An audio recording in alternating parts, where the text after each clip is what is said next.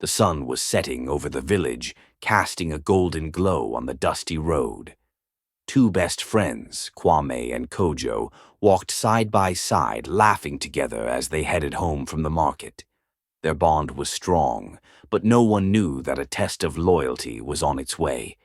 Kwame and Kojo were as close as brothers, sharing everything.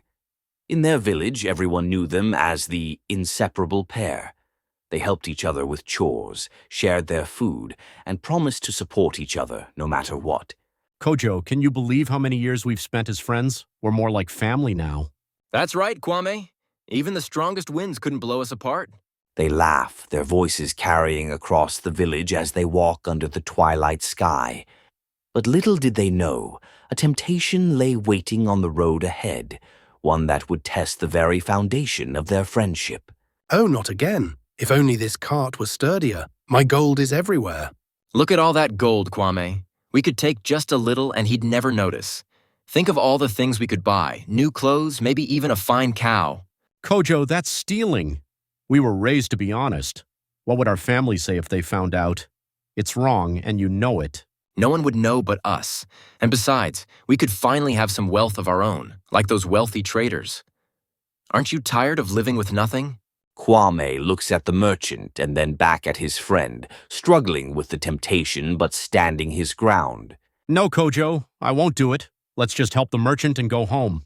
But Kojo, lured by the gleam of gold, decided to take matters into his own hands. Later that night, when everyone was asleep, Kojo returned to the broken cart and took a handful of coins, slipping them into his pouch. Under the cover of darkness, he fled from the village, leaving behind his friend and the life he once knew. The next morning, a commotion arises in the village as the merchant discovers his gold missing. Villagers gather, murmuring as accusations start to fly. I saw Kwame and Kojo near the merchant's cart yesterday. They must know something. Where's Kojo? And why would they be there if they weren't up to no good? Kwame, unaware of Kojo's actions, is pulled into the crowd, accused by those he once trusted. I swear I didn't take anything. Kojo, he disappeared last night. I don't know where he went. But with Kojo gone, Kwame's words fell on deaf ears. He was left alone to carry the blame. Days turned into weeks, and Kwame's life became filled with loneliness and sadness. His friends turned away, and even his family looked at him with doubt. His once bright world now felt cold and empty. Kwame sits alone under a tree, lost in thought, missing the friend who had abandoned him. How could Kojo leave me like this? We were like brothers. I thought we'd never betray each other. Meanwhile, Kojo, despite his newfound wealth, was learning that gold taken dishonestly only brings misfortune. The coins weighed heavy on his heart, and he soon found himself facing one misfortune after another. One day, a weary and guilt-ridden Kojo returns to the village. His clothes are torn, and his pouch, once full of gold, is now empty. The village chief, hearing of his arrival, calls him forward to answer for his actions. Kojo, you betrayed your friend and your people. You stole from a stranger and left your own friend to bear the blame.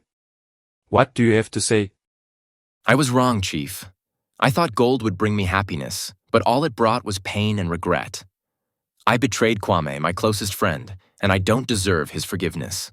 Kojo's head hangs in shame as he turns to Kwame, who is watching silently from the edge of the crowd.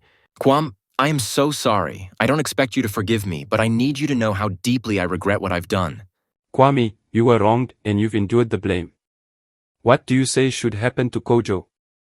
Kwame takes a deep breath, looking into his friend's remorseful eyes. Despite the pain, he remembers their years of friendship. Kojo was my best friend. I've missed him more than I can say. He made a mistake, but I don't hold hatred in my heart. Let him work to repay the village and let us find a way forward. Kojo's eyes fill with tears as he nods gratefully, understanding the gift of forgiveness he has been given. I will make it right, Kwame. I'll spend the rest of my days proving I am worthy of your forgiveness. And so, Kojo worked hard to repay the village and earn back the trust he had lost. The friendship between Kwame and Kojo was restored, though the scars of betrayal remained as a reminder of the cost of disloyalty. Moral of the story: true friendship is based on trust and loyalty. Betrayal may hurt deeply, but forgiveness can pave the way for healing and growth.